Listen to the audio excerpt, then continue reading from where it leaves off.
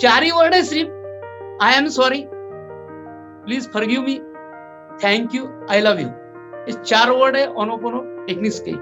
उसको आप अगर बार बार अगर दोहराते हो तो हमारे अपने आप में एटीट्यूड एक चेंज होने लगता है, एक अलग तरीके से वाइब्रेशन हमारे बॉडी में तैयार होने लगते हैं। तो अभी कुदरत जो है, कुदरत से हमें बहुत सारी चीजें सीखने के लिए मिलती है। उसके लिए हमें सिर्फ आंखें खुली रखना जरूरी है और हमें पीस रखना जरूरी है, पीस ऑफ माइंड रहना जरूरी है। देखो जंगल में बहुत सारे प्राणी रहते हैं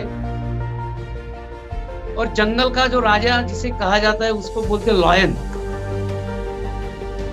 लॉयन के बारे में अगर हम सुनते हैं कि lion king of the jungle, जंगल का वो राजा है लॉयन, बराबर है।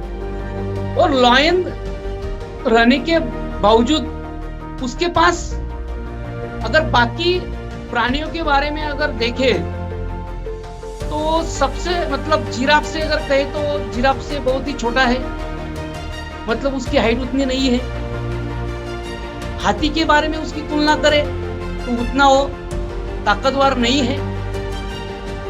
हॉक के बारे में उसका एक कहे तो वो इंटेलेक्चुअल मतलब बुद्धिमान भी नहीं है, बराबर है। तो बहुत सारे प्राणी के बारे में अगर तुलना करें तो कुछ गुण उसमें नहीं है, पर लेकिन तब भी उसको हर प्राणी उसको डरता है। उसके पीछे का राज क्या है पता है? Only for attitude. वो उस एटीट्यूड में रहता है हमेशा कि जब भी अगर कोई उसको दिखता है तो उसका बिलीव वही रहता है इसको खाने का, ये मेरा भोजन है। इसका एटीट्यूड देखो। सामने जब हाथी आता है, हाथी दिखने के बाद ही उसके मन में आता है ख्याल कि मैं उसको खाऊंगा। लायन के कई गुना वो ज्यादा ताकतवर है हाथी, पर लेकिन जब हाथी के सामने लायन आता है तो हाथी के दिमाग में एक ही आता है, उसका एटीट्यूड क्या हो जाता है तब? यार ये मुझे खाने वाला है। चाहे तो उसने एक पंजा अगर उठा लिया तो दबक से उसको मार सकता है लायन को, पर ऐसा नहीं होता है। क्यों? कि लायन का एटीट्यूड वही है। ना ही उसके पास बुद्धि है, ना ही उसके ताकत है, कुछ भी नहीं है, तब भी राजा है वो जंगल का।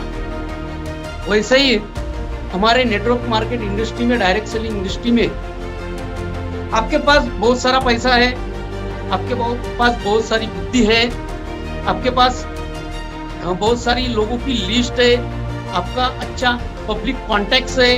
ये सब होने के बावजूद भी आपका अगर एटीट्यूड अगर सही नहीं होगा तो आप डायरेक्ट सेलिंग इंडस्ट्री में सक्सेस नहीं हो सकते। अभी ये एटीट्यूड लाने के लिए आपका बिलीफ सिस्टम होना जरूरी है, तब आपका एटीट्यूड चेंज हो गया। जिंदगी में अगर आगे अगर जाना है तो नंगा होना पड़ता है।